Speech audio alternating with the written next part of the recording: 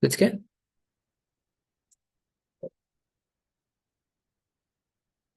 Okay, I want to welcome everybody. Sorry for the little problems at the beginning setting up. Um, Without any further ado, I'm really happy to be here. I want to thank everybody who's come here in person, and I want to thank everybody who's joining us this evening for our Vespers study. Let's open with a word of prayer.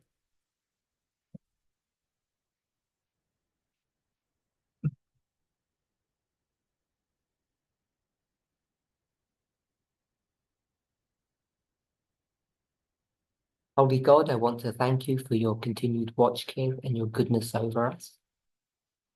I ask and pray that you would guide, direct, and bless us as we pause for just a moment from all the cares, the worries, the perplexities that this world offers us. You have promised to give us a peace that the world cannot afford us. During this special hour, may each of us enter into that experience, that relationship that you have offered to us as we approach the Sabbath and we enter into it soon. Be with us and bless us. In Jesus' name, amen.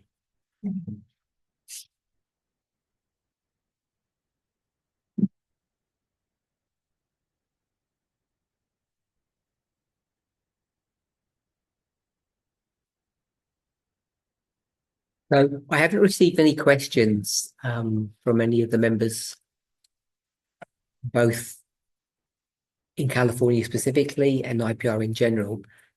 If you do have any questions, please pass them on to me and we may be able to address some of them tomorrow. If anybody's got any specific questions right now, you're here, feel free to ask. I appreciate questions. I really don't mind them.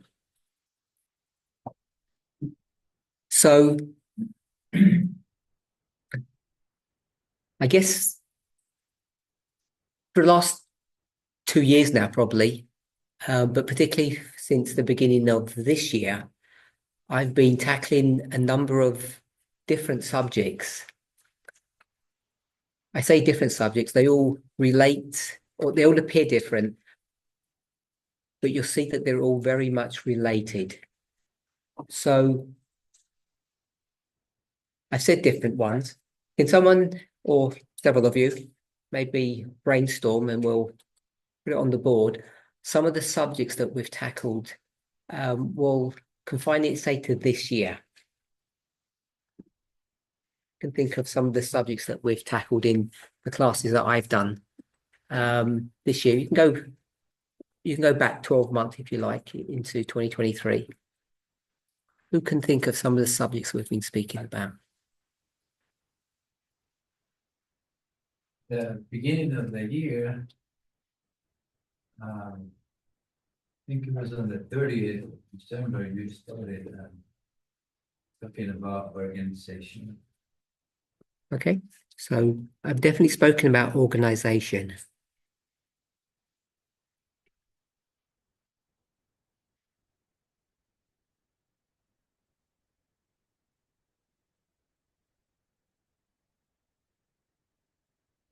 Anyone else?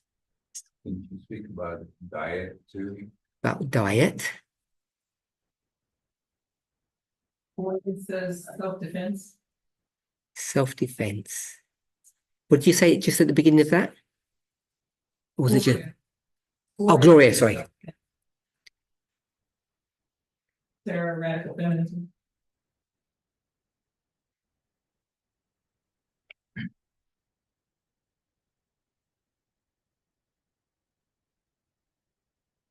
Thank you. I won't be checking the chat because I can't multitask that well. So Elaine is going to read out the chats that are helpful to us. Fast brain, slow brain.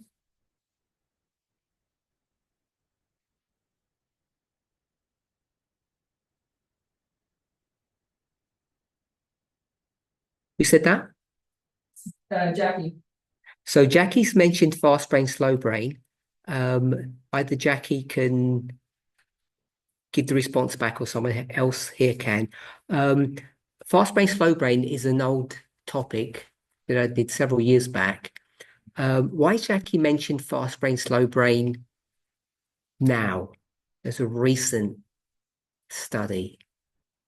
Why would she have said that? She's correct. I'm not trying to say she's not, but why would she? We have the meeting. Okay, so it's something that you're spoken about privately, but I think I have mentioned it in my studies. Why would it be? Why would she mention that? Besides the fact that I've done it, I've spoken about it. Why would I go over that subject again?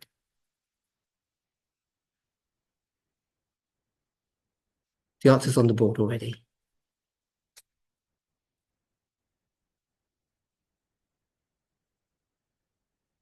They're Luke, both necessary. They're both Good. necessary. They're both good. so let me know if people can hear online.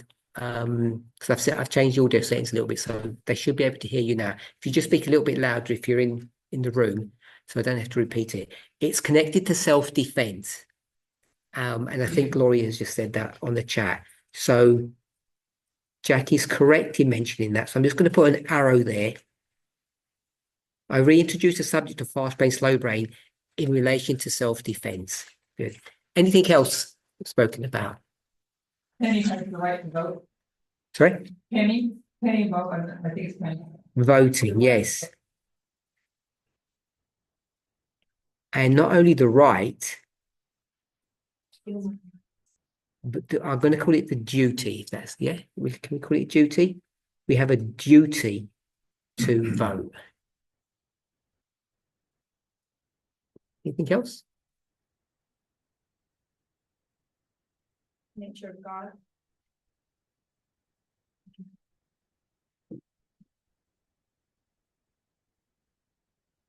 Nature of God and humanity.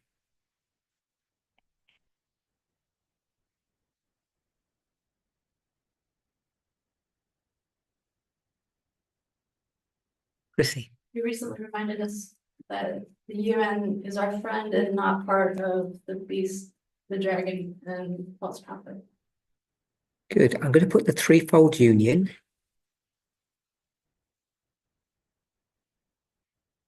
And I'll just put the UN.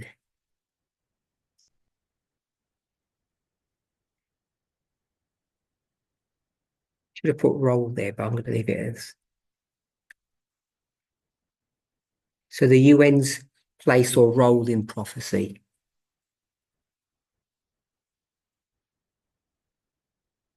Okay, so we'll stop there, but if anybody can remember any other subjects, tell me and I'll add them in. So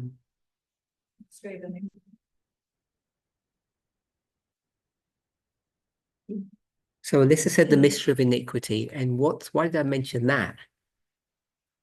What was that connected to? That last, Good, the gospel. So that wasn't obviously my study, that was Jones's study. And Jones is going to compare the gospel versus the mystery of iniquity.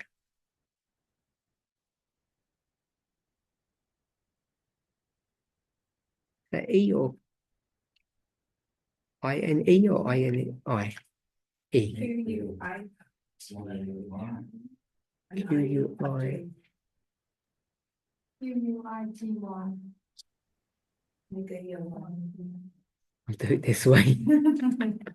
I'll get rid of it. Someone just shout it out for me. I-N-I. It was okay. Okay. So the gospel versus the mystery of iniquity.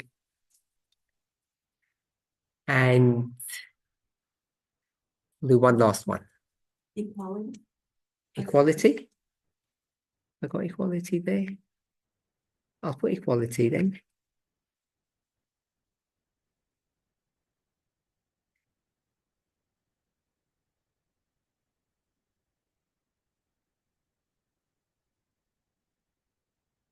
So it's already here, but I'm just going to put it as a sort of separate subject. Christ object lessons. Chapter 5. And where is Christ object lessons chapter 5 in this list?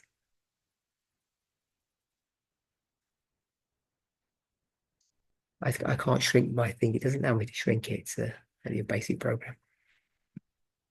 Any thoughts? Good. Radical feminism. So I'll put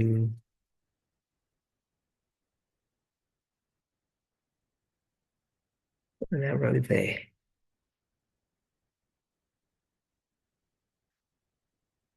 So as I said, they're all individual subjects, but I think they're all connected together. Why have we been discussing these various subjects? Organization, diet, self-defense, radical feminism, fast-brain, slow brain, voting, God's nature, the threefold union, the gospel versus the mystery of iniquity, and equality. Why have we been discussing these subjects? What's been my aim? Our aim. Sorry? Present time, Present day, present time. Just expand what you mean by that. Present day, present time. A lot of these things are coming up at this point in time, Okay. are taking place at this. So a lot of these things are coming up in the world at this current time, and that's why I've been speaking about them. I can agree with that. A lot of them look like behavior or characteristics of what we're supposed to be. So they're related to characteristics of how we are supposed to be or how we're supposed to behave. Yeah, is that what you said? Anyone else? This To define the gospel. to define the gospel. Luke?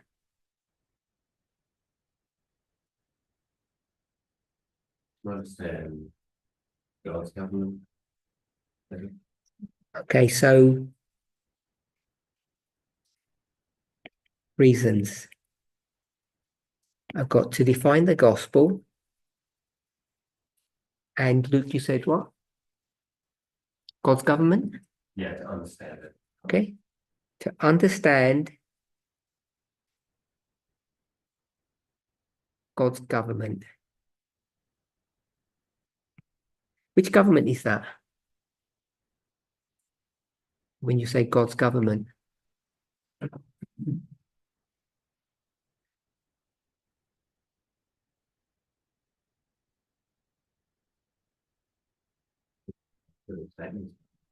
Sorry? The opposite of Lucifer's government.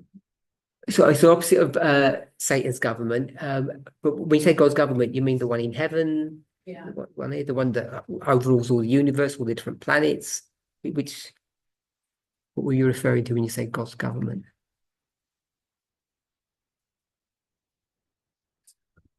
Heaven. Okay. I think I've touched on this very briefly. I haven't dug into this. I suspect, I'll say it this way, we've got a lot more problems with God's government, the one in heaven, the way you just mentioned it, than we anticipate, than we realize. I really think we're in for some nasty surprises. You had a point? You had your hand up? Oh, no, well, I was just gonna say kingdom, but like understand God's kingdom. Okay, which kingdom would that be? Same one that Luke mentioned, the one in heaven? Okay. So all those answers are good. Anybody want to add anything else? Removing biases. Removing biases. I like that.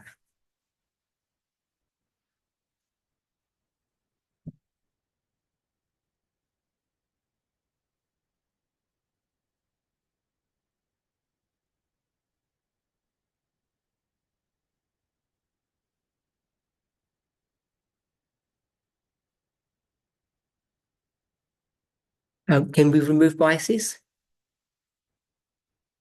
We have to because they stand in the way of relationships.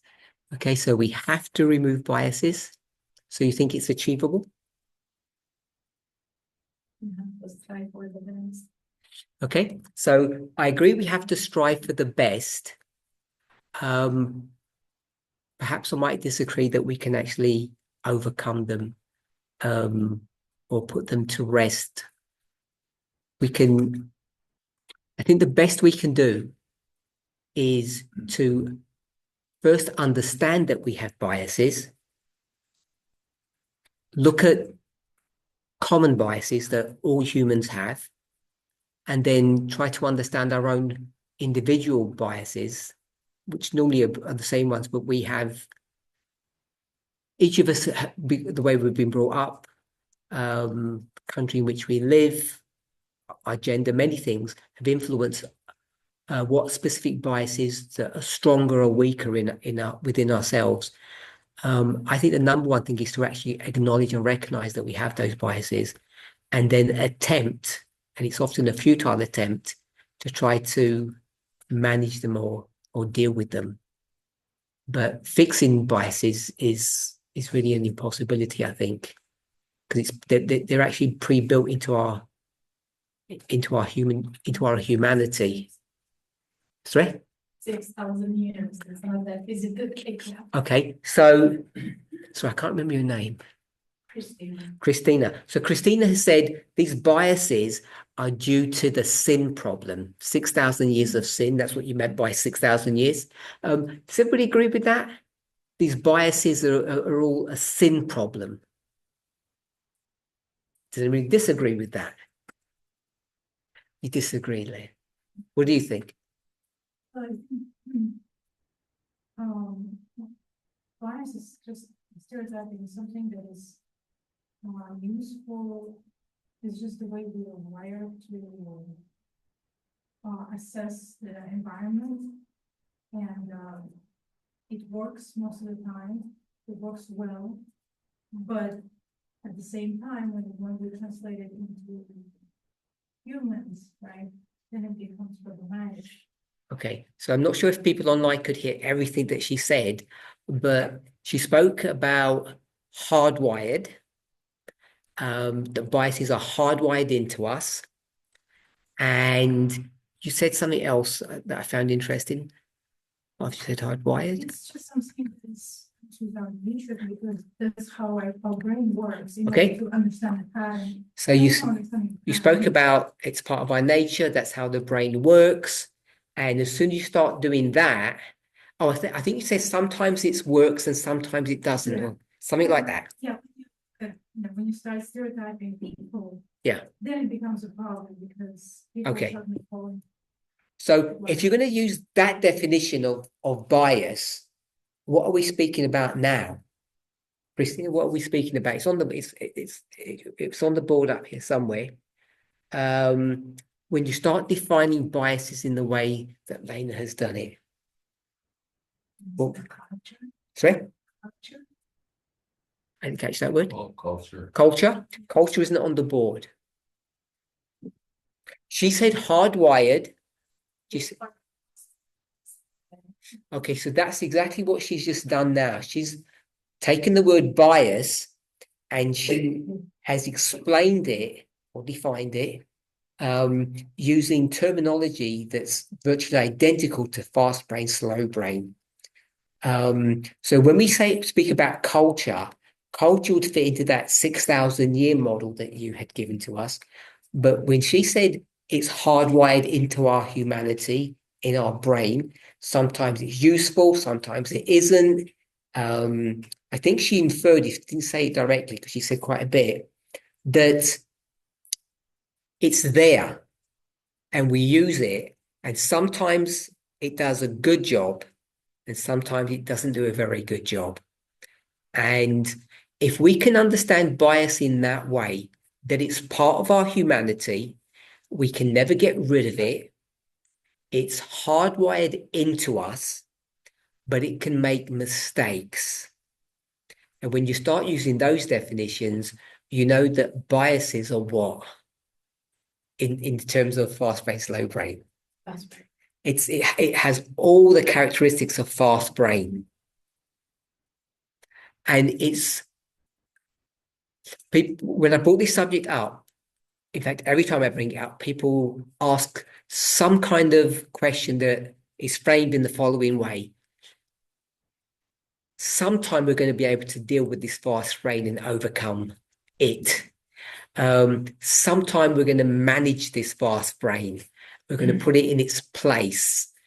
And if we do the same thing with biases, you'll see that we have this idea that they're negative, that biases are something wrong. They are a program defect within us caused by sin. And one of the things that I wanted to do in these different subjects that we've been discussing is to try to help us to come to a place where we realize that these things are part of our humanity and they're not going to go away. And they're not part of the sin problem. I think that's the thing that I want us to really come to grips with, that human beings are very complicated machines. And some of the things that we think are sinful or wrong or bad are in fact built into us. They're part of our nature.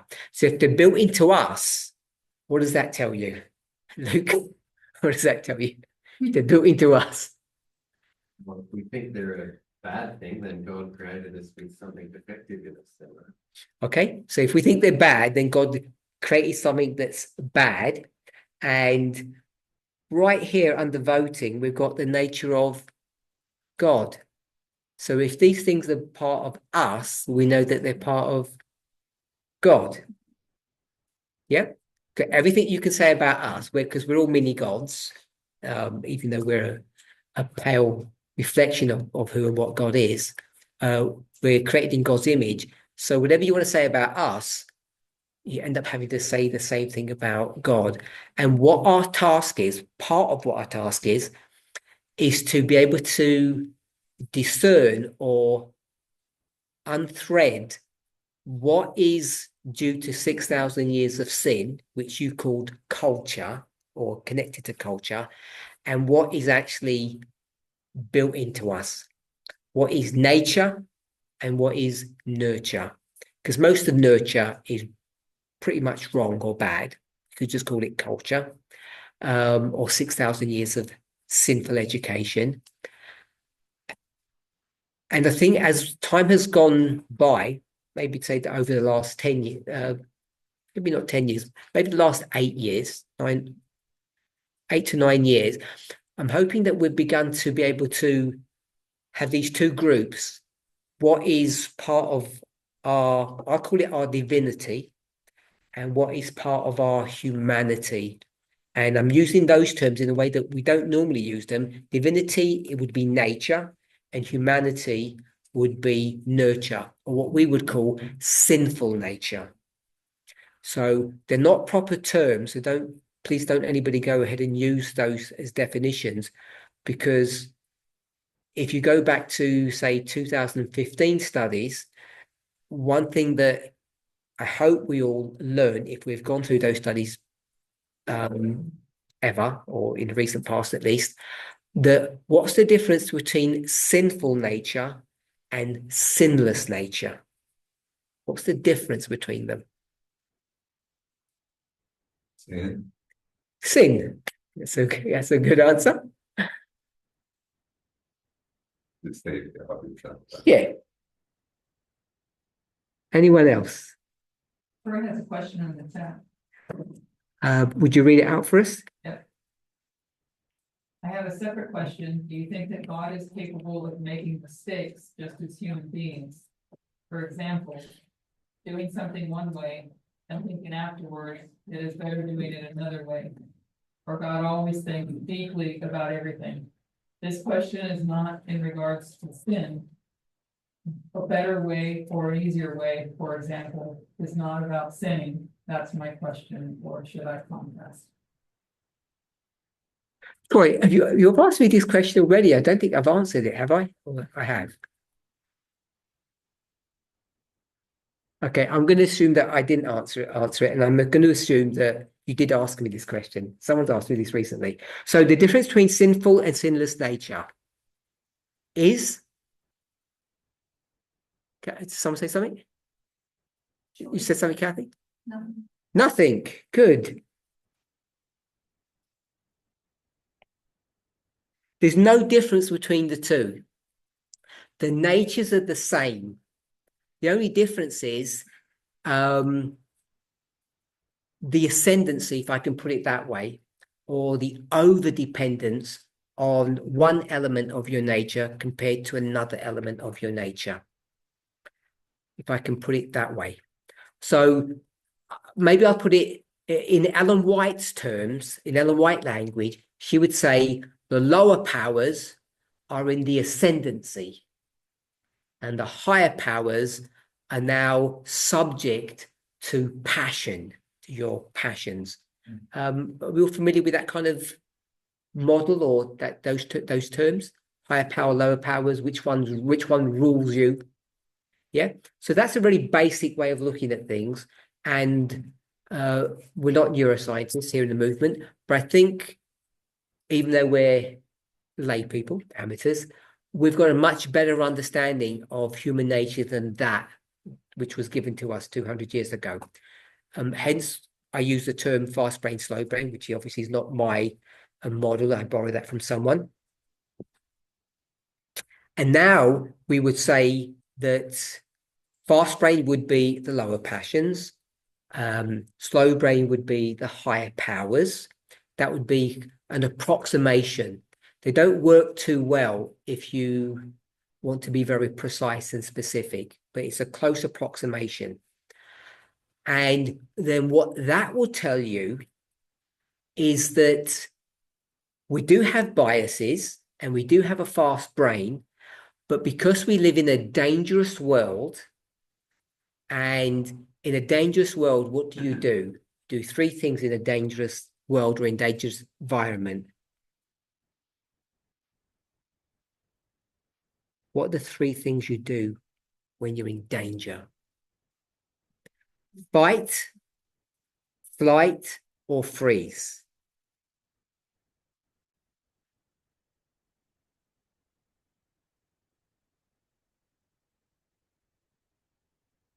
And because this world is a very dangerous place, that's what we tend to do. We have an over-reliance upon the fast brain or upon the lower powers. And that's why we feel they're connected to sinfulness, but they're really protective mechanisms. And as Lena mentioned, biases, they're part of our being, part of our brain, if we want to use it, but say it that way. But they get things wrong often. So you're probably already aware, most of you, if you've looked at these kind of subjects in the past, and I think most of us have, that when you get into an argument with your child, with your spouse, with a friend, and it's just words, and there's no danger, no harm is going to come to you, do you respond to that differently than if someone was attacking you on the street with a weapon? Do you actually respond differently? And the answer is no, you don't. You respond exactly the same way. The fast brain, this protective mechanism that we have, or we might call it our biases, it will always react in the same way. It can't distinguish between the real and the imaginary. If we're okay with that? So if that's true, 2 centuries ago, and they're in our vows at the moment, Ellen White says, don't what? Don't do what? What you're not supposed to do. Not coffee.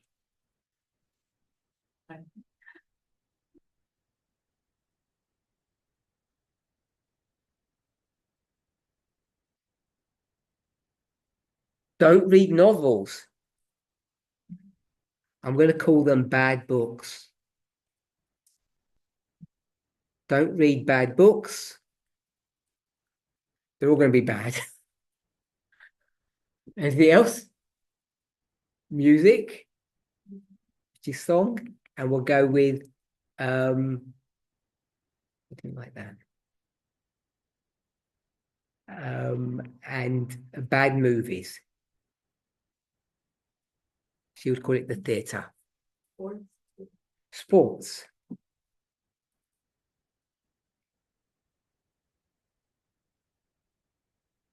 I'm going to leave dancing now. I like dancing.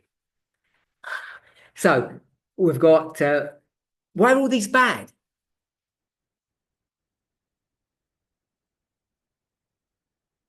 What point is she making?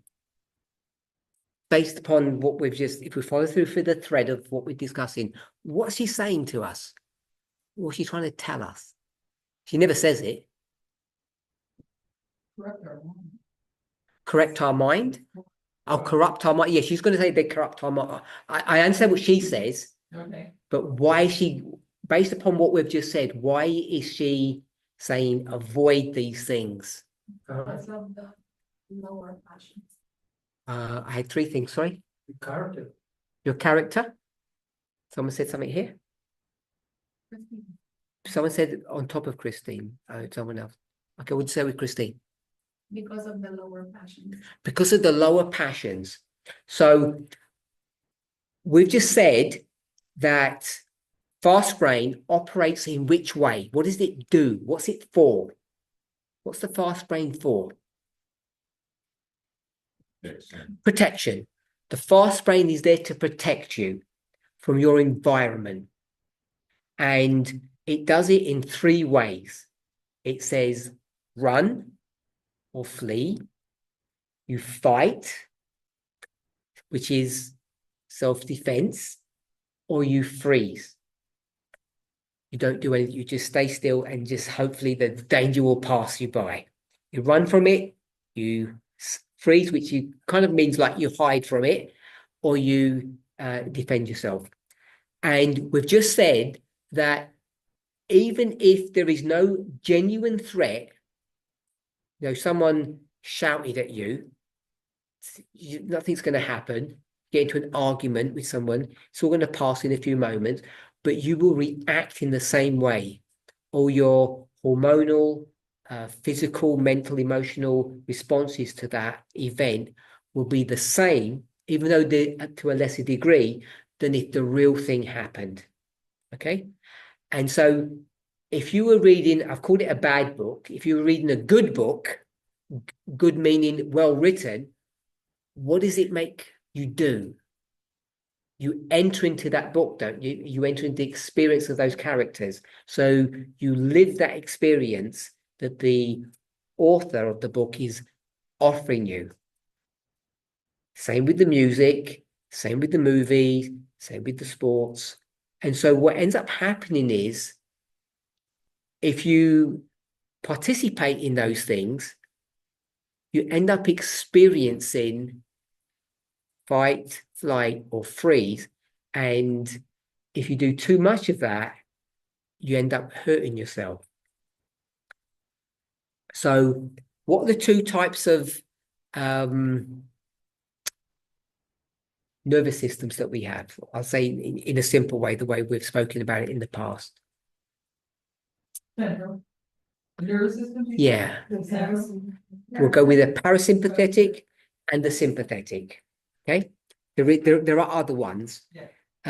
So I'm going to call it parasympathetic and sympathetic.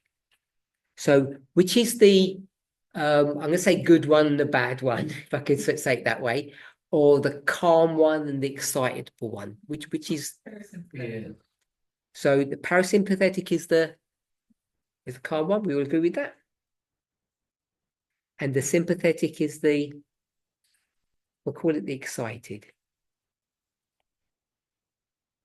So the parasympathetic would be slow brain. Sympathetic would be fast brain. if I can use those, borrow those terms. And if you read excitable material, then you're going to be in the sympathetic mode more than you will be in the parasympathetic mode. And I can't remember if we had it up here. We didn't. I did a study, I think it was back in the UK. I think I'm gonna say maybe it was November last year. What was that subject on? On music. Yeah. You know, this idea about Christian music or worldly music. And what was the conclusion of all of that? And the answer isn't that there isn't such a thing as bad music, not that conclusion. What was the conclusion? Because the counsel it says, don't listen to bad music or worldly music, we might say. Depends how it affects you. Okay, so Cassie, it depends on how it affects you. Did the conclusion of the study, did it agree with the counsel that we've been given? Okay, so several people said no. So that means either I was wrong or Alan White was wrong. Which one you want to go for? Okay, I'm going to suggest that I think I said something along the lines that, broadly speaking, Alan White's counsel is good. It's correct. It's defendable. But the way she writes in this very bipolar language, it becomes difficult to swallow what she says, if I can express it that way. So generally speaking, when she says avoid what she will call worldly music, I think her advice is good. Because if you listen to, we'll call it worldly music, something perhaps with a very strong beat or tempo, it puts you into a state of sympathetic mode or excitableness. And if you have too much of that, it really is not good for you. And so the conclusion of that was, yes, Alan White says like zero tolerance, but the reality is that each type of music has its place, whether it puts you into a sympathetic or parasympathetic mode. But if you live it in a constant sympathetic mode, it is not good for you, and you're not designed to withstand that kind of experience, that kind of onslaught. So if we could try to understand, the reason I mention all of this is Alan White gives this blanket counsel that it's zero tolerance for the books, the music, the movies, the sports. And it's not my place to say that she was wrong. It could be my place to say that she was right, but I certainly wouldn't want to stand up and say she was wrong. She was misguided by that. So what I would like to do, not today, is to try to give an explanation of why she would make these kind of statements. So what I want to suggest as a kind of a temporary measure is that the reason behind this general counsel of not listening to bad things is because the things that are bad about those activities are that they put you into a sympathetic mode. And living in that mode is very stressful to not only the body but the mind, to yourself. It's very stressful to you. And that's why she says don't do it. And as soon as she said, well, you can do it 10% of the time, what will we do? We'd start compromising, playing with ourselves, playing mind games, and we'd go from 10% to 50% and more really quickly. And then we look for justification. Well, we're supposed to exercise a lot. And when you exercise, you can't do it with parasympathetic music. It doesn't work very well. So I've been told. So we go to sympathetic music, and then we say, well, I'm going to exercise a lot. And just washing dishes is exercise, isn't it? So you can see where it goes. So she has this very bipolar black and white way of dealing with it in her language. But the reality is that it's not saying zero tolerance. It's trying to say, understand what is helpful and harmful to you, and being in the sympathetic mode is helpful. It's not harmful. Give in a proper context. Elaine? I was just gonna say, when you exercise, finish your exercise off with stretching and some calm, relaxing music. Yes. Works wonders for me. Yeah. So I don't know if you're all familiar with the reform dress. Not dress reform, but the reform dress. It was an Adventist phenomena that Ellen White wanted Adventists to have a uniform, essentially. And interestingly enough, it was a female uniform. But there's a context for that.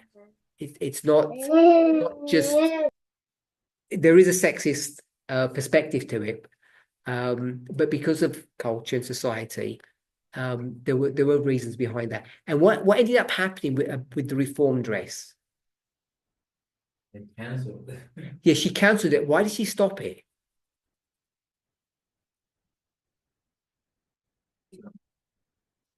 So too many people opposed it. I'm going to say that wasn't the reason. Lots of people opposed it, but that wasn't the reason why it got cancelled. Taking that a little bit step further and further. So as Christy said, what they did was they just kept on increasing, or they kept on nibbling away at the edges. So she says you can't have any frills on your reform dress. Or no, I think she said it has to be very, very plain. If she said very plain, someone says, what does plain mean? Does plain mean we can have a simple fringe or a frill, a little bit of lace? And she'd say, look, if you want to put a bit of lace on, what's the problem? And as soon as you start doing that, the lace just gets bigger and bigger. And then they'd say, well, how long should the dress be? And then she's going to say it's between the top of the boot and the knee. Oh, okay, so we're just going to pause here, and we're just going to have a short prayer to open Sabbath. It's Sabbath here where we are. I know for people online, they've probably already had Sabbath open for them. Okay, let's pray. We'll put this little topic, bring it to a close. Is that when Ellen White says no to all of these things, books, music, movies, sports, etc., it's because when done to an excess, they're not good for you. They're living in this stressful condition, but they're not necessarily evil. And how do we know that? How do we know they're not evil? So we get a book that's really excitable. And what's the title of that book? It's really excitable. We all know it. Redemption. The Bible. I mean, that's got some racy stories in it, isn't it? Sex, violence, politics, religion. It's got everything in there. So we know that would be one of the banned books, wouldn't it? Really, you're going to be. I think she speaks about Uncle Tom's Cabin. So I don't know if you're all familiar with the book. It was a book for its time. It was written to expose the evils of slavery. And she said, oh, don't read that book. It's a very bad book. It will distract you from reading the Bible. So most people today wouldn't accept that kind of counsel. So if we're okay with that, I just all of that happened because of biases. I don't think we can remove biases. I think we need to understand their place. They're connected to the fast brain. The fast brain is not manageable. You cannot control the fast brain.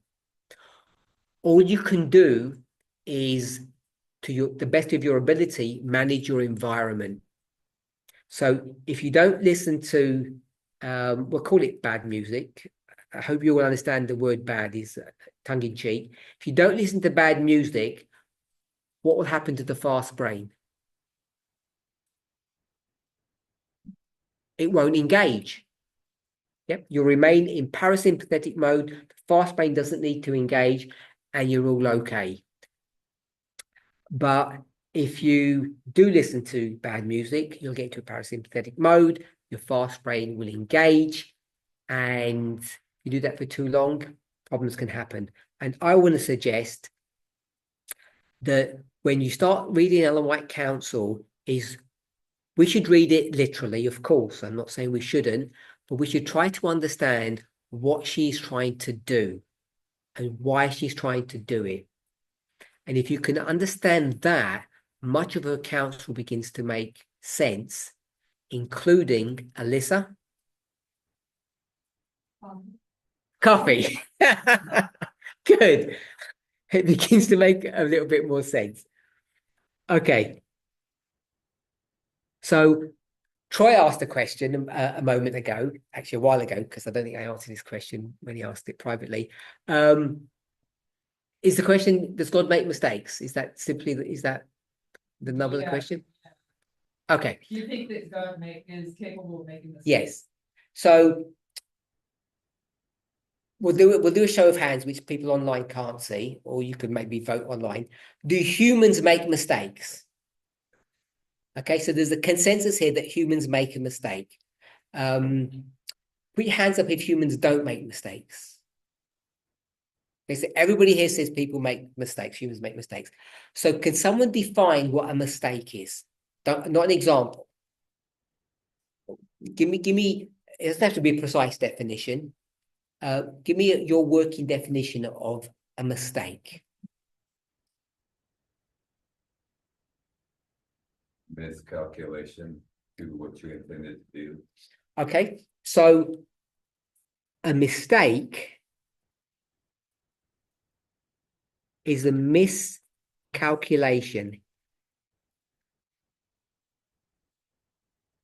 Okay, so we're all friends here, and you don't mind if I critique you sometimes.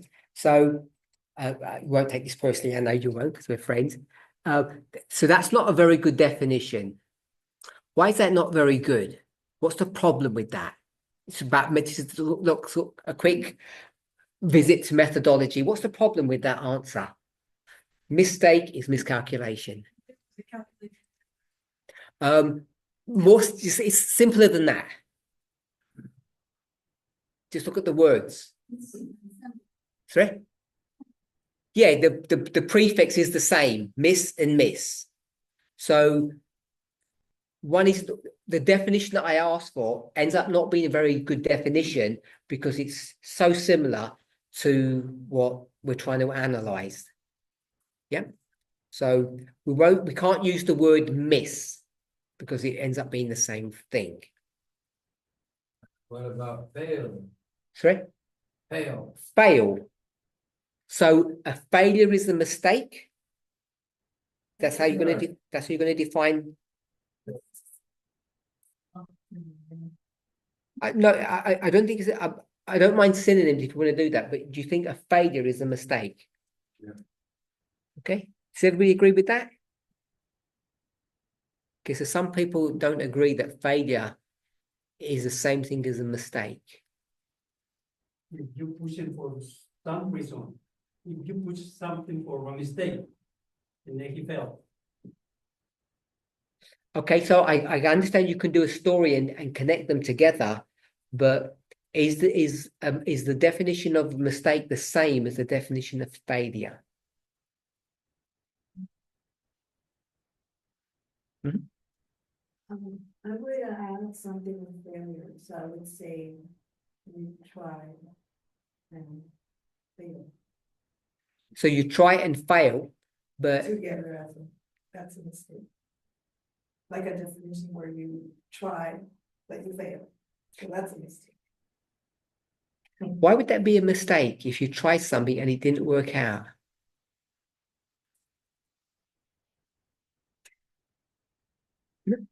Kathy, mistake. Tell us what, because everybody says we do mistakes. What's the definition of mistake? A wrong turn. Someone says something else? Wrong action. Bad judgment. But there's no statement. Wrong judgment. Bad I know you judgment. said bad, but I'm just going to keep it wrong. Yeah.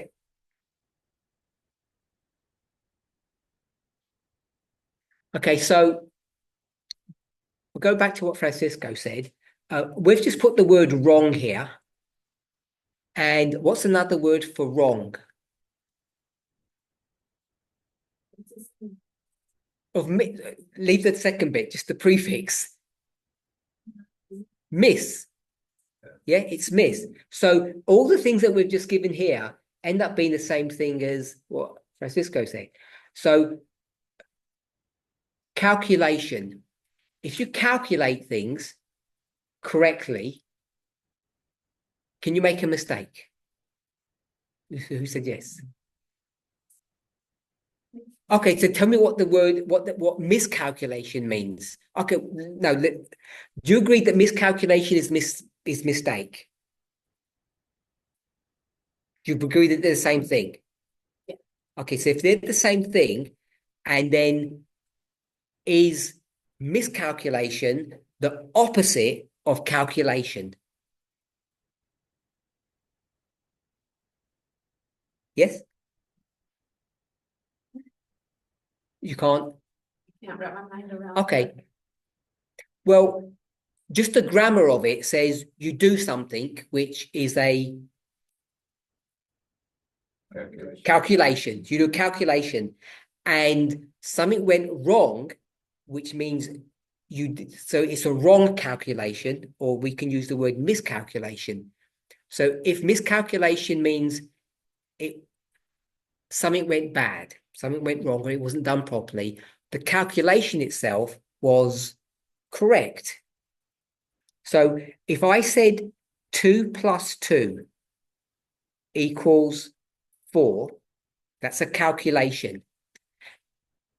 Is there a mistake there? Could there ever be a mistake there? It's a calculation, so there could never be a mistake. And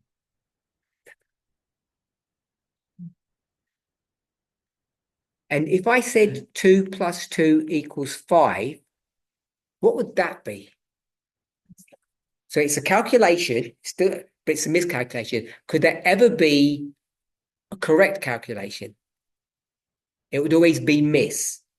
So calculation and miscalculation are always the opposite, or two extremes. And if miscalculation, let me ask you, does miscalculation mean it's always wrong because you miscalculated? Yeah. And so therefore calculation would have to mean it's always correct. Does that help a bit? Yeah. Okay. So if we're going to say calculation is always correct and miscalculation is always wrong, we could take the word mistake. It's not actually one word, it's two words. So you're not going to take the word take literally, but take means to do something, and then you're going to miss it, or you're doing something wrong. We're okay with that. So everybody said human beings make mistakes or do mistakes. Why do we make mistakes? Why do mistakes happen? Miscommunication, fast thinking, miscommunication, fast thinking, wrong information. So in this first calculation, 2 plus 2 equals 4, which bit's the information? 2 plus 2, which is that all the information? I'm going to change the word from information to data. Yeah. So in that calculation, what is the data? 2 plus 2 is the data. 4 is not the data. Yeah. Or we could say 2 plus 2 is what you input, and 4 is what you output. Yep. And what word did you use? Information. So I'm going to suggest if you're going to use the word information, 2 plus 2 would be the information, what goes in, and 4 is what comes out. So on the second equation, it's 2 plus 2 equals 5. So we've got something that's gone wrong there. So we had some data that went in, and on the outs, when we got to the end, we had looked at that data and we had misunderstood it. I can't get away from from the word miss. We'd looked at the data incorrectly. Yeah. So why do humans make mistakes?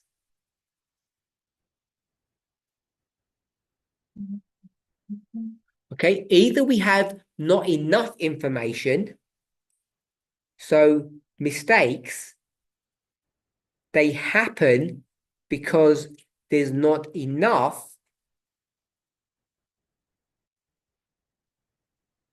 information, or we misread the information. The information is correct, but we're misreading it. There's either not enough information and it's all good, all the information you have is good, but you don't have enough, or the information is wrong. We've got misread, but you could just have wrong information.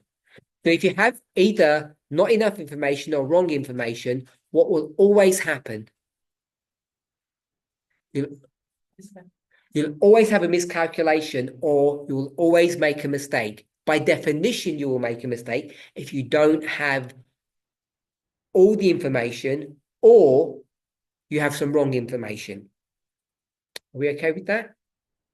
So if you had, because you'll put your hand up, you make mistakes. If you had all the correct information and you didn't misread it, you all got it correctly, would you ever make a mistake?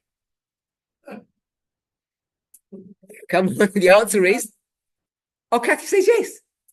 How would you make a mistake if you had all the information and you read it correctly? Oh, I read it. Okay. So when I asked the question first, if I had posed all of this conversation a different way, and I said, why are you all making mistakes? You would have said, to err is human. And we'll leave the last bit because it doesn't work well. But you claim that all these mistakes happen because of your humanity. So you take responsibility for things going wrong. And I want us to see really simply that that's not the reason. You don't make mistakes because you're human. You make mistakes because we're sinners. Okay? Because we're sinners, Christine? But is not sin intentional? Yes. Not a mistake. Sin is intentional. If we follow through with my question, we make mistakes.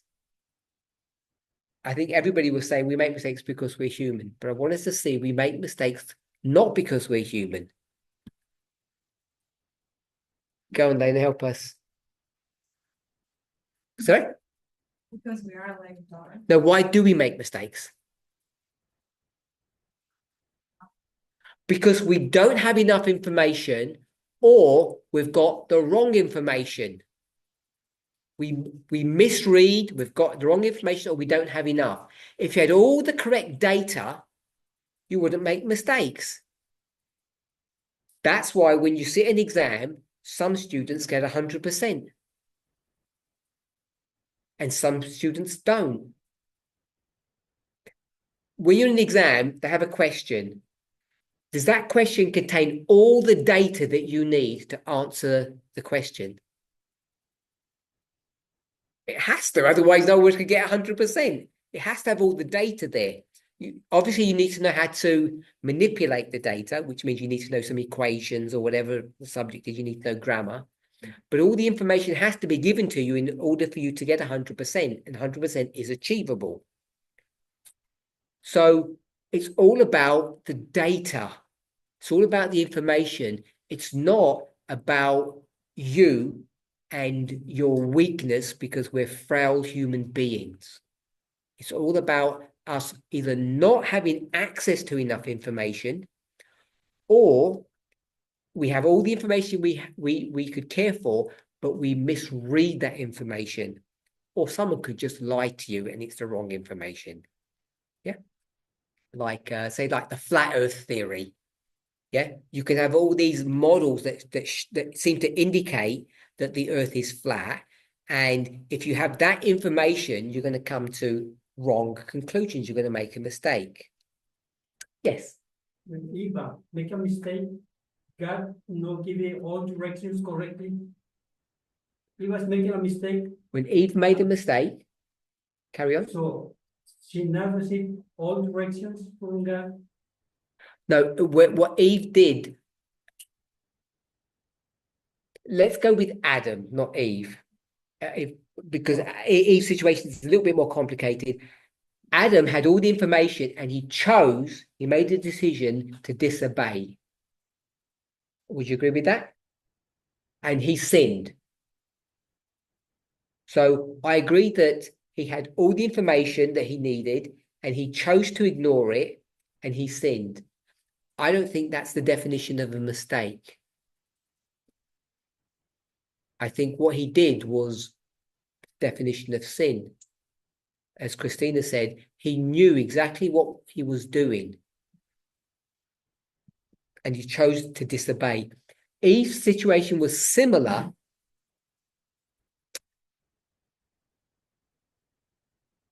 but I think there's good evidence to show that she was deceived.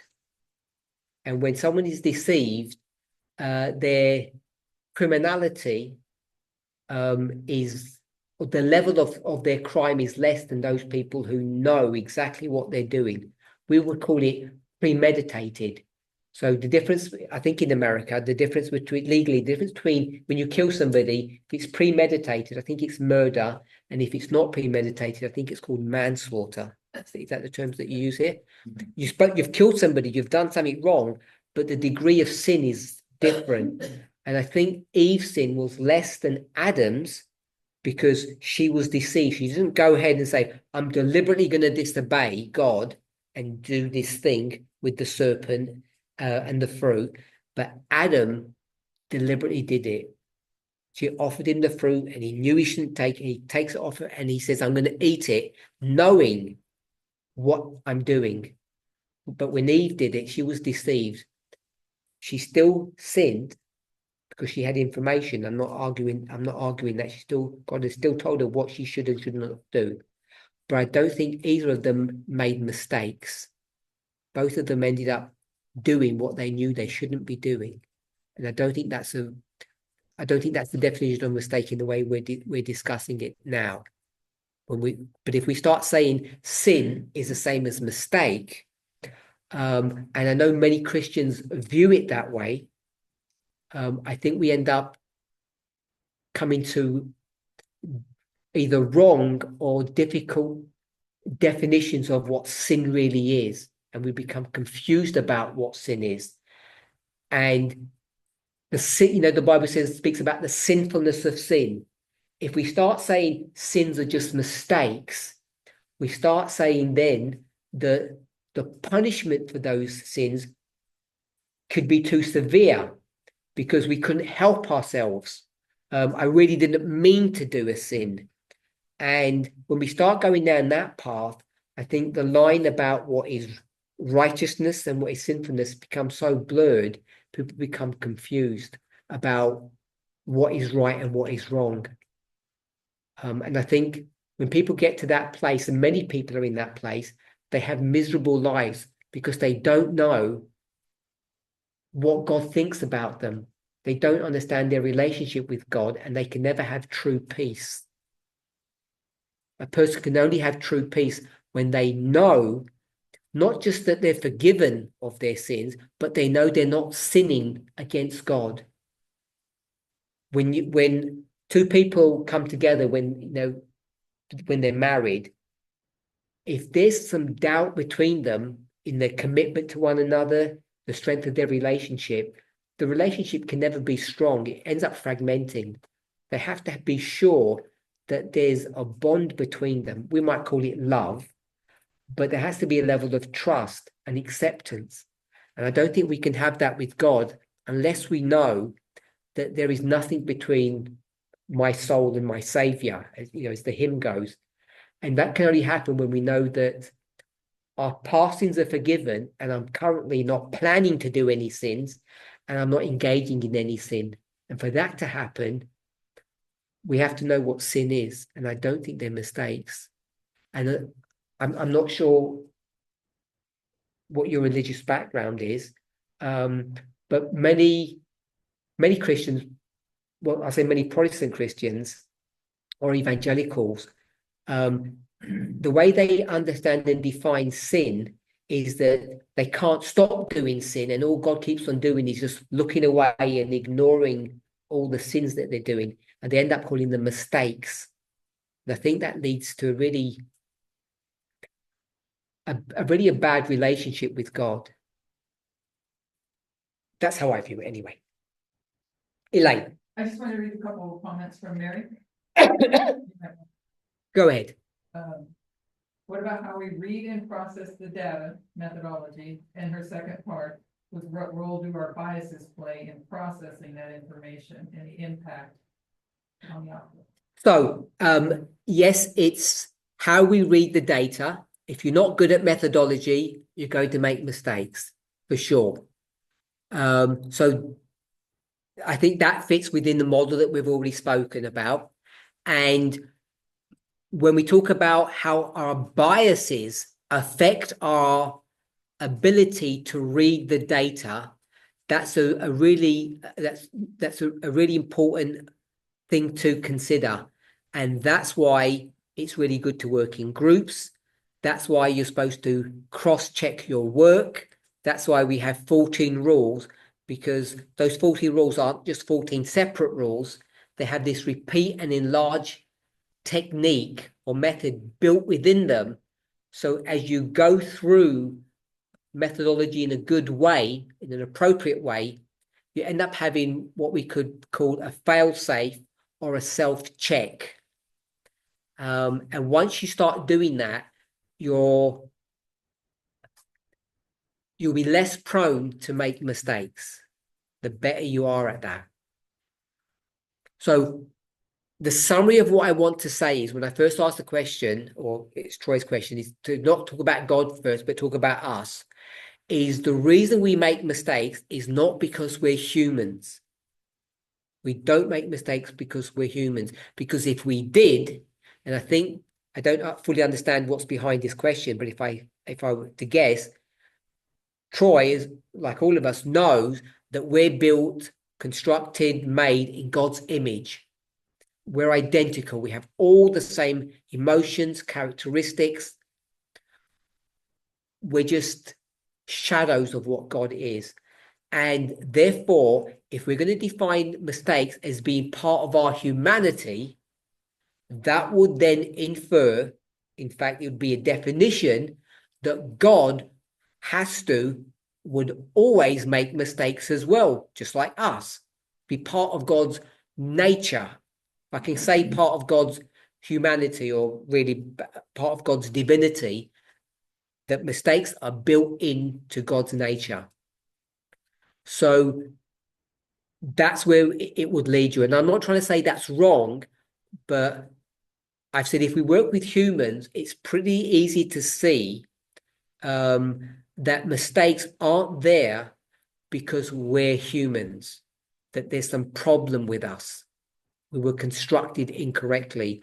The reason we make mistakes, and you could go example after example, is because we have the wrong information. Our maths is wrong, our grammar is wrong, our reading of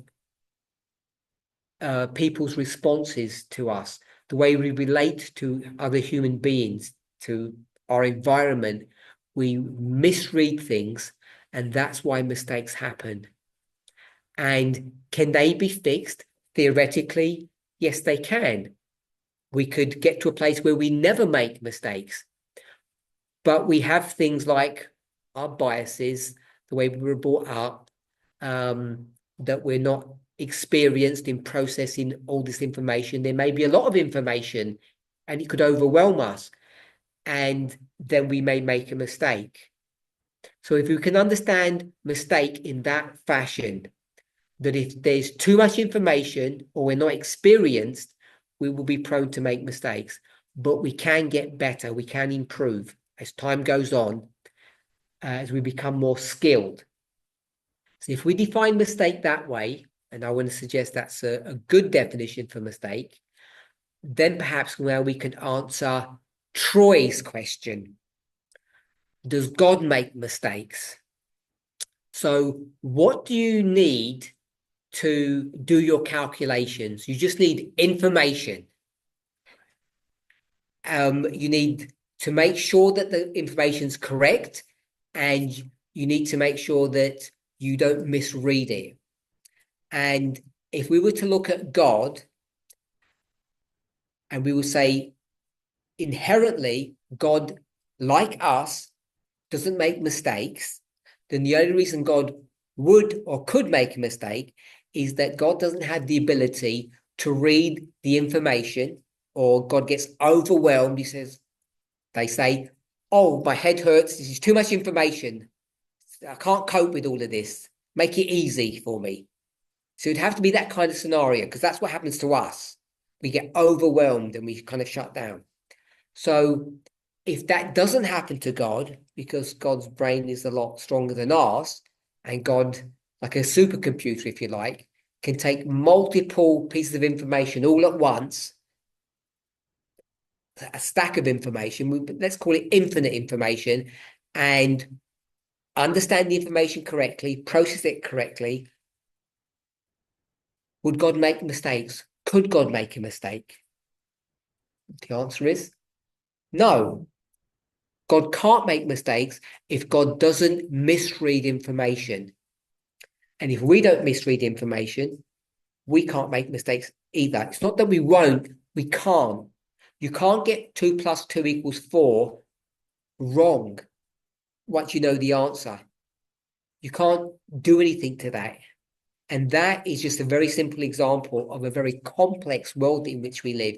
If you knew all the bits of data, if you knew all the equations, all the rules, we wouldn't make mistakes. Listen. I'm trying to disagree, but I'm trying to understand. Sure, you can disagree. When Lucifer saw the meeting of Jesus and God, or Michael and God. Can I stop you for a minute? Can someone online just say yes if they can hear Christine speaking? One person can, everybody can.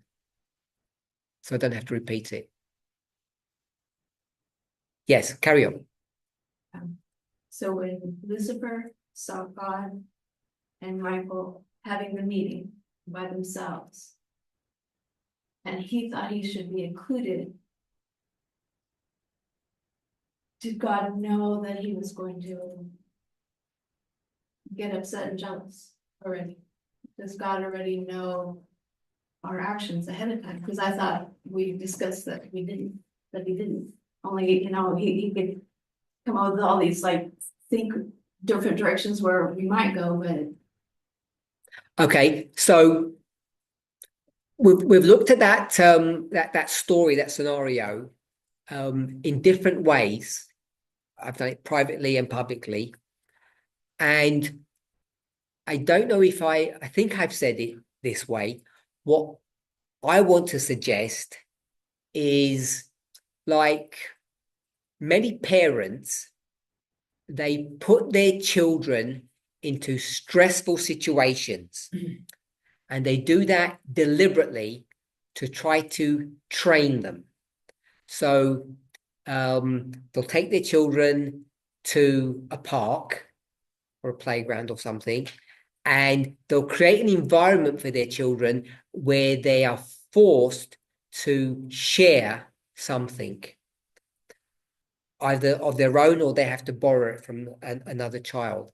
And parents do that often. So they put the children into a stressful situation, and most of the time the children fail.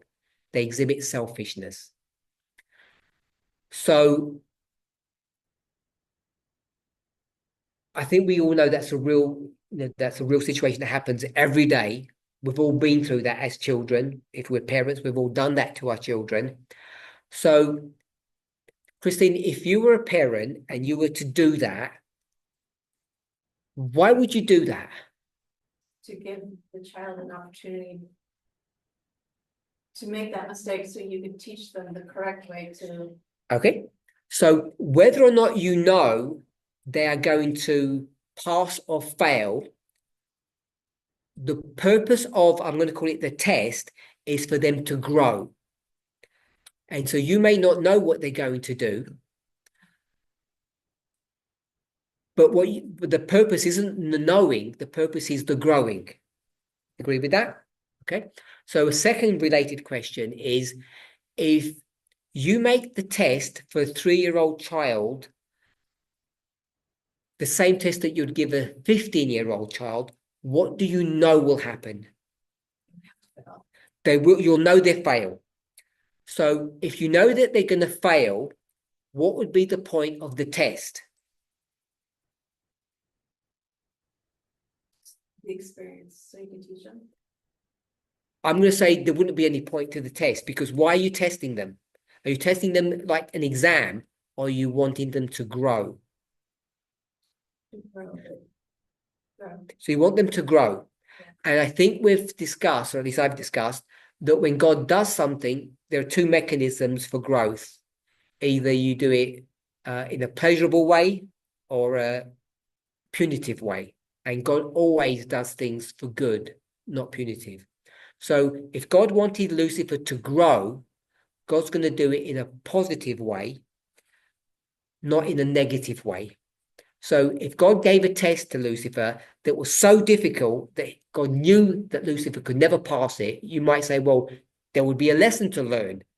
But I don't think there's plenty of evidence that God doesn't treat their creation that way. God does it through, if I call it positive reinforcement.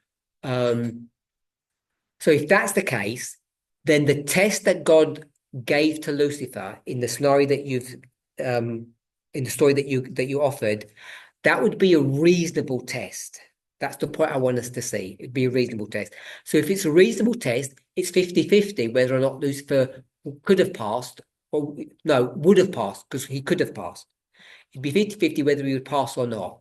So to me, whether or not God knew he was that Lucifer would pass or not isn't the question to be asked. I'm not saying it's not. I'm not saying it's irrelevant, but it's not the question. The question is, why do that? And the purpose for all of that was for Lucifer's education. So that's how I would respond in that situation. It's not so much about God's foresight, because that's a separate subject. It's about the purpose of the test. And I believe that Lucifer was given the test well within the capability of passing, but it stretched Lucifer a little bit. God could already read Lucifer's, mannerisms. I'm not saying God can't read Lucifer's brain, but you wouldn't need to be a mind reader to know what was going on with Lucifer. He was exhibiting lots of selfishness, self-righteousness for a long while. And this was part of Lucifer's education. It wasn't to crush Lucifer. It was to release him from the direction in which he was going. I think that was the purpose for all of that. Okay, so going back to Troy's question, if God has all the information, is that reasonable to think that God could have all the information? Yes? Why is that reasonable? Who created all the information? So God created all the information. Who created all the equations and the rules and the laws? God did. So God has infinite capacity for creating all of this information. So surely God could process all of that. So if God can process the information, then the question, and I think it's an important one for all of us to understand, it's not about the nature of the machine. I don't mean that disrespectfully, whether it's God or whether it's us. That's not what we should be understanding. It's about the information. Not enough information, bad information, you will by definition make a mistake. You can't get it correct. If you have all the information and you process it correctly, you can't make a mistake. So God can't make mistakes. So the problem with saying God can't make mistakes is, or sometimes use the term buyer's regret or creator's regret. Throughout the Old Testament in particular, you get these little snippets about God saying, woe is me. Why did I do that?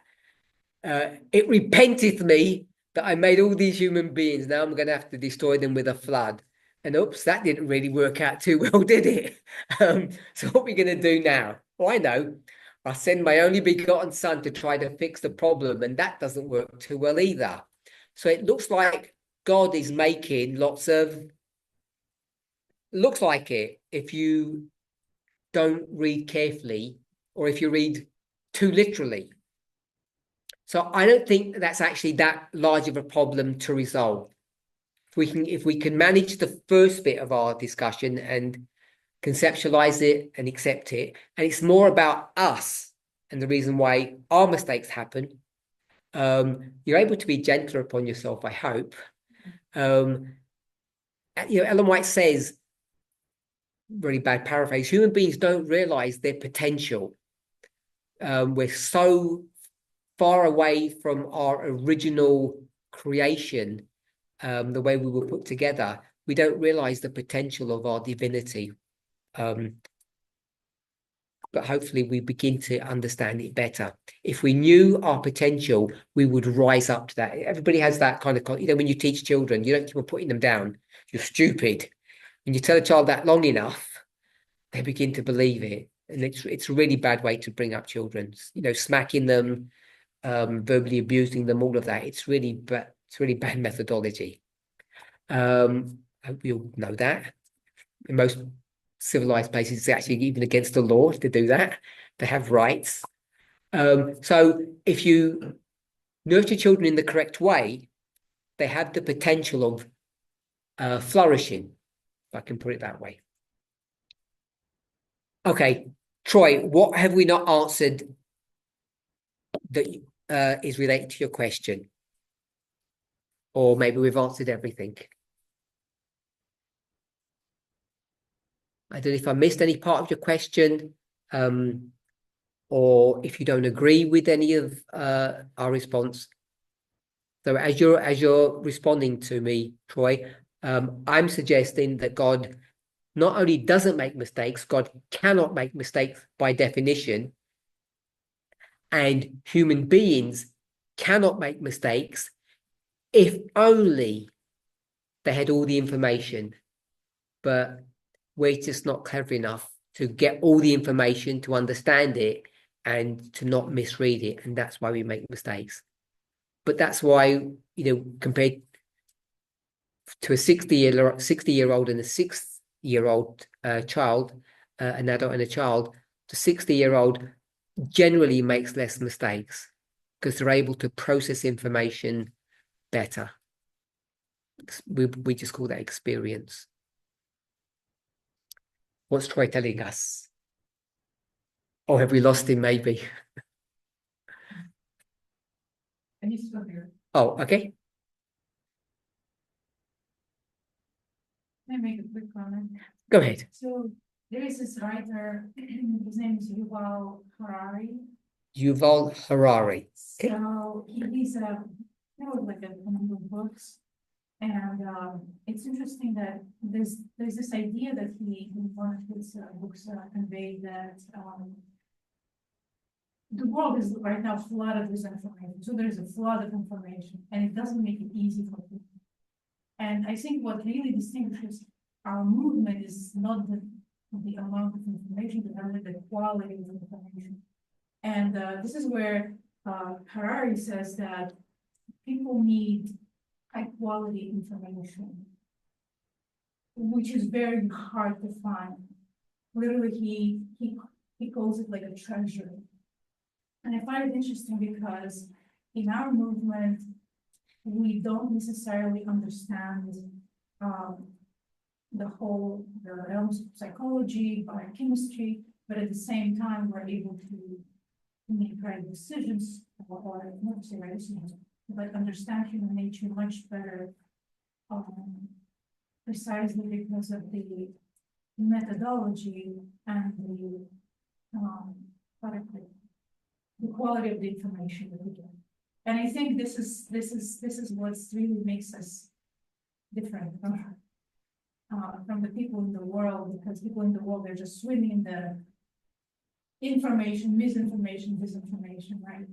And we, with the methodology, we're able to distinguish what's the garbage and what's the treasure.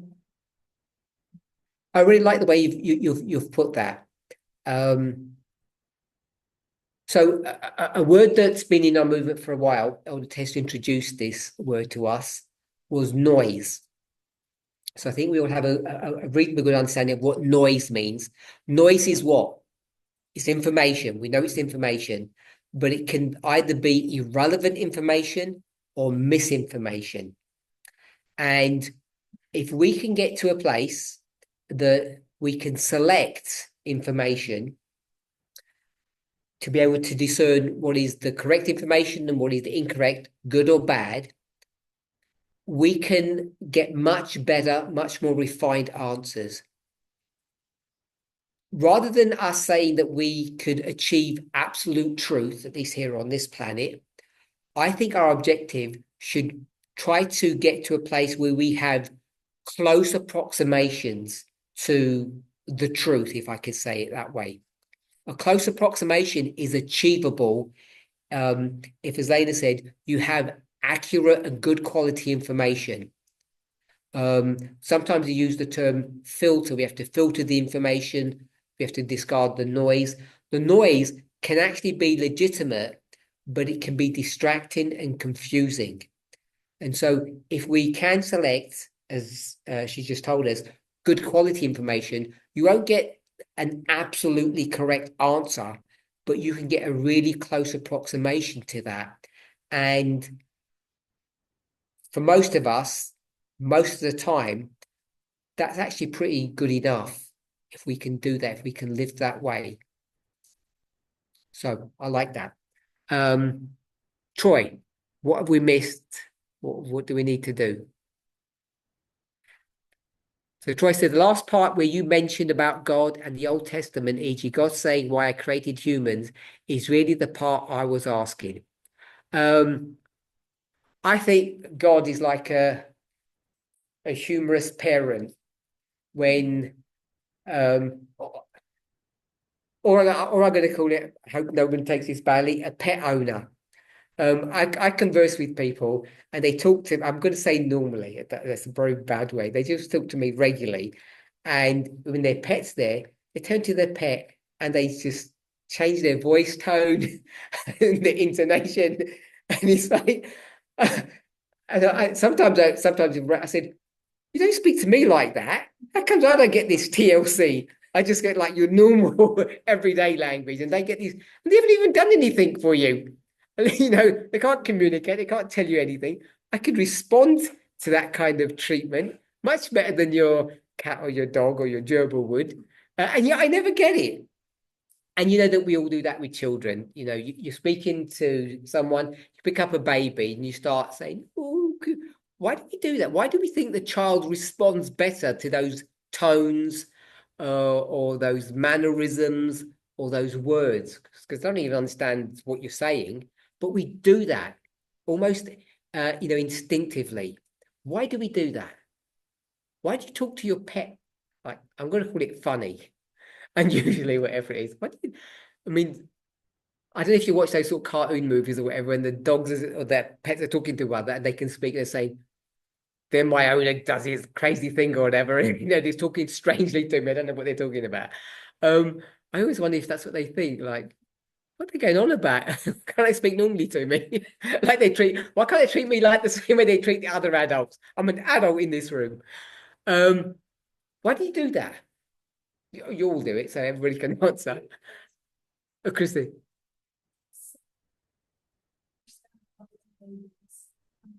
They are more receptive and they respond more to a voice like theirs.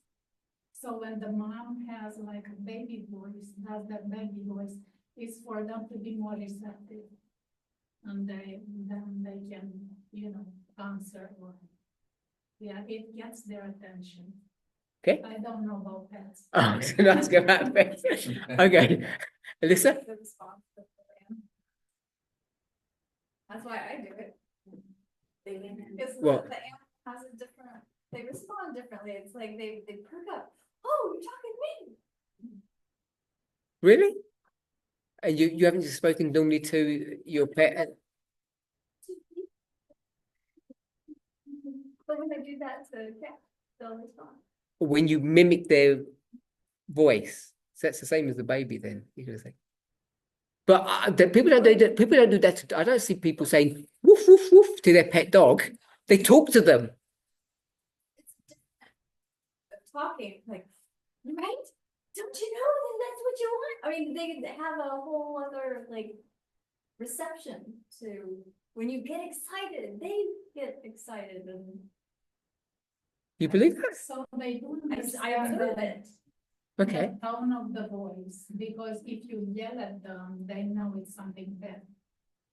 Yeah, I'm not saying to yell at our pets or children. I'm just saying, talk to me the way you talk to them, or talk to them the way you talk to me. Why do they get this extra special treatment? I would respond really well. And so I said, oh, Parminder, you're cutie. Oh, you're nice. People get offended, so. I wouldn't. I don't think so. Okay, one more pet owner. Why do you do it? What's the purpose? I don't do that to my cat. I just thought, hey, Yeah, by the time they get out of it, he goes. okay. He goes away, or and then if he communicates to me by his actions, he comes up to the door and looks in, that means I didn't give him enough food. So I give him a little more, and if he comes back again, then I tell him, just give him the finger and he'll walk away. So, to try, I'm going to suggest that the reason God speaks to us like that is because God comes down to the level of humans and speaks to us. I'm going to say in human, not just human language, the language itself, but in a way that humans relate to one another. That when things go wrong, we tend to believe that we've made some mistake. I think it's God mimicking human beings when God speaks like that in the Old Testament. I don't think that God actually repents in the way that we understand, proper biblical definition of repent, because the biblical definition of repent is what? Someone said, think again. That's the proper definition, to think again, because your old thinking was wrong and the new thinking is right. And so when you get to wrong and right, you go from bad to good, sin to sinless. Then that means God must have sinned if God's going to repent. It quickly goes to down that road, and you know that God hasn't sinned, God doesn't sin. So the way God uses repent, when God says things like that, this regret, this creator's regret, can't really be understood in the way that it's written. There's just too much evidence to suggest otherwise, I believe. So I don't think God actually is repentant. Is God sorry for what's happening? For sure. If you married somebody and if things don't turn out, you say, oh, I wish I hadn't have done that. For sure we do. But you only say that now. Go back 20 years when you first met your partner, you were lovebirds. You weren't thinking like that at all. So you only say that at the end when things go wrong. So God is only speaking about a situation in terms that we speak about them. When God first created humanity, everything was good. And even though God could foresee where things would end, God still's going to still going to follow that path. We all do that. We all know that you're going to marry somebody and the vows say, till death do us part. Who actually believes that you're actually going to die? No one really thinks about that. Even when you know someone's terminally ill, and you can prepare for it. No, you don't actually prepare for it. You still have the same grief. We've all experienced that. To say, most of us have, if not all of us have. So just knowing things doesn't help you to prepare for the emotional response of that. And I think when we start understanding those situations in those terms, we end up seeing that God actually isn't repenting. God isn't making mistakes. God isn't doing things wrong.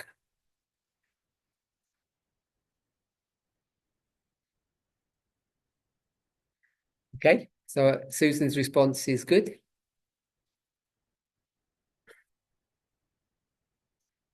Actually, I don't understand, Susan. He says, I don't sing to people, and it makes them happy when she doesn't sing to people. Is that what you're saying? I assume that's what you're saying, Susan. You don't sing because it makes them happy if you don't sing. Okay. Right. I guess it's time to wrap up. We've been going for a fair bit. So I just want to summarize. The reason I tackled all of these subjects, let me see if it's actually here. It really is here, is because the reason we gave is to define the gospel, understand God's government, removing biases. So I'm not disagreeing with all of those things. My main reason, what I wanted us to really see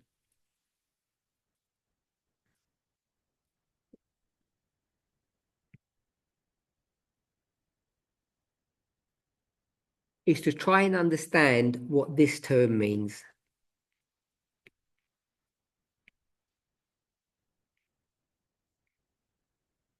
What is radical feminism? What does it look like?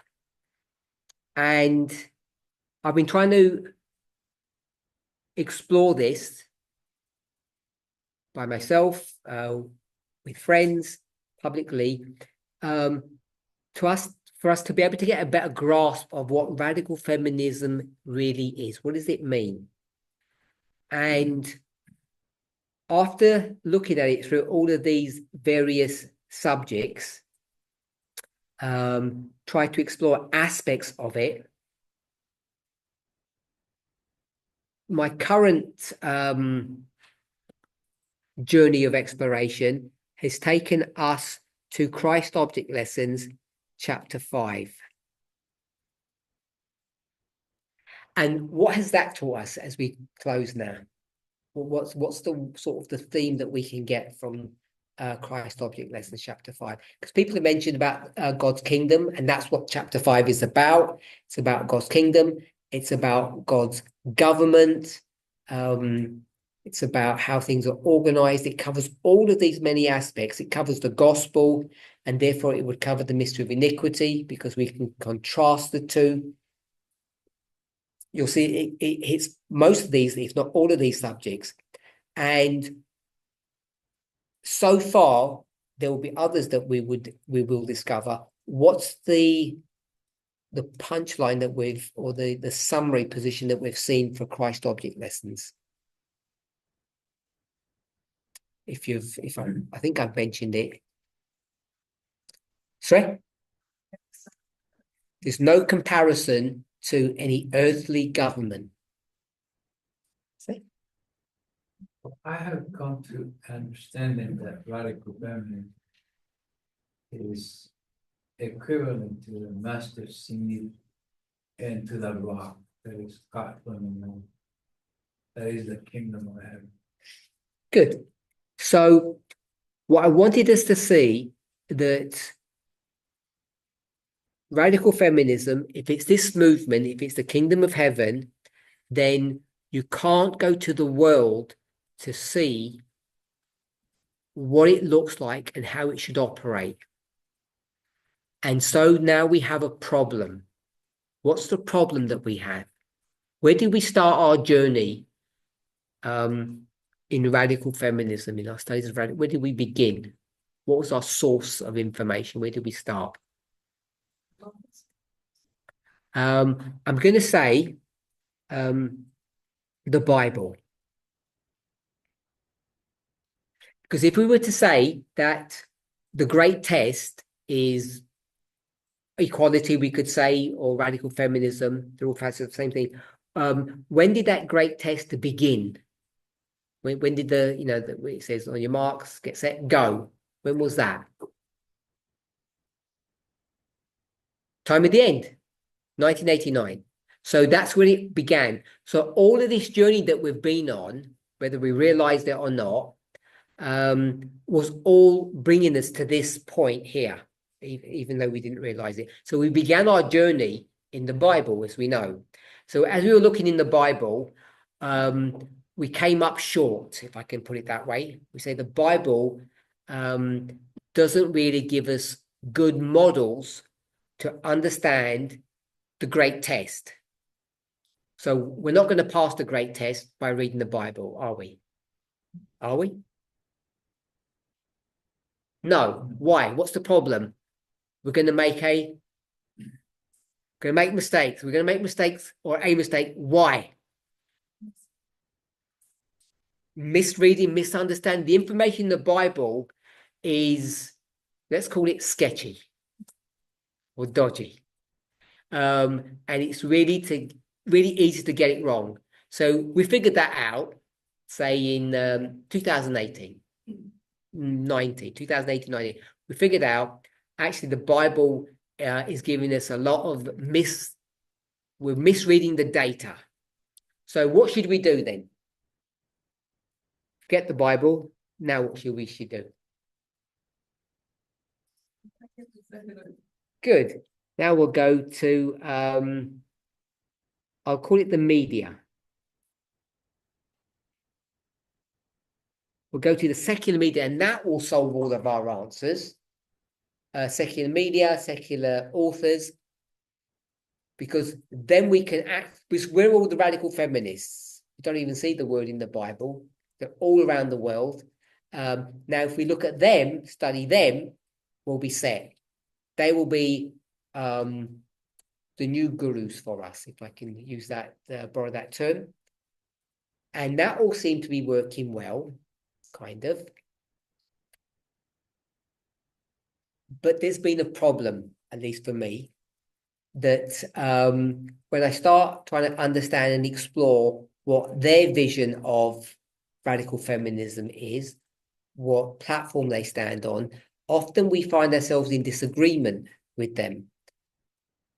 So maybe there were some anomalies with them, and then came across Christ Object Lessons, and Christ Object Lesson says you can't go to a secular source to try to understand the kingdom of heaven. And I think, as Lena said, we have the ability, hopefully, to get good quality information or discern the truth, if I can put it that way. If that's the case, then we should be able to discern and see that you can't go to secular media sources, the world, to find out what radical feminism is. Because even though Christ Object Lesson, it talks about worldly governments, it's talking about worldly systems or worldly culture. So they're not going to teach you the truth about what radical feminism actually means and what it looks like. So now we can't go to the Bible, and now we can't go to the secular media. So what are we supposed to do?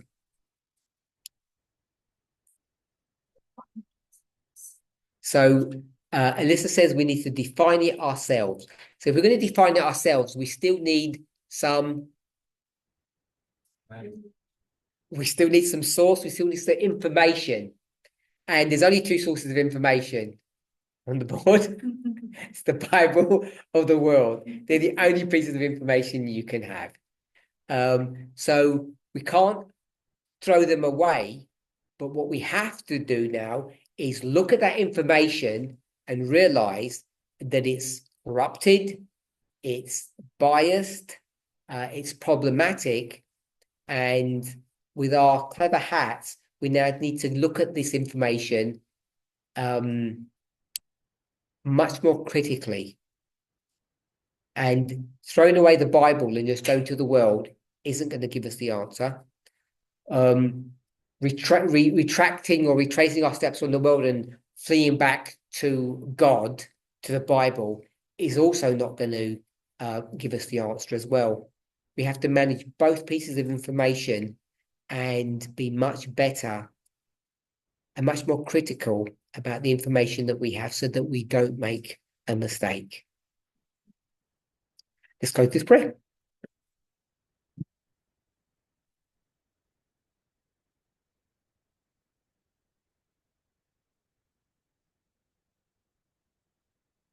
Dear Lord, I want to thank you for your goodness and mercy towards us. We've now entered into your holy Sabbath, and may we receive the blessing that you desire to give to us.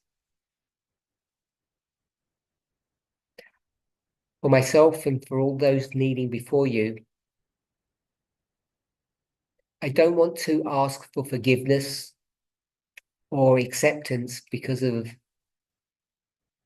the hundreds of thousands of mistakes that I have made.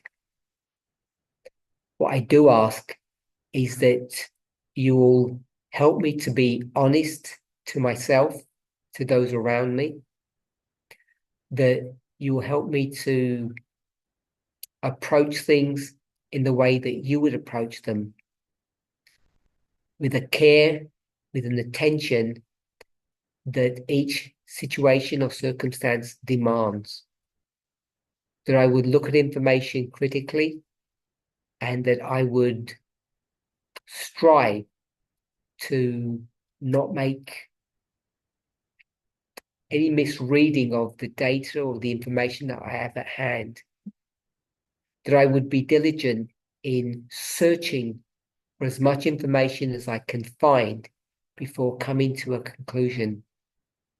That I would check and recheck my work, that I would use different tools available to me to ensure that I look at all things critically. If I follow these rules, the ones that you have afforded and offered to me, surely with your grace and your strength, I'll be less prone to make mistakes. If I can do this, each of us can do this. You have set before us a path over the last 30 years whereby we can come to this place in our experience and that we can enjoy fellowship with you. By your grace, we can pass this great test. In Jesus' name, amen.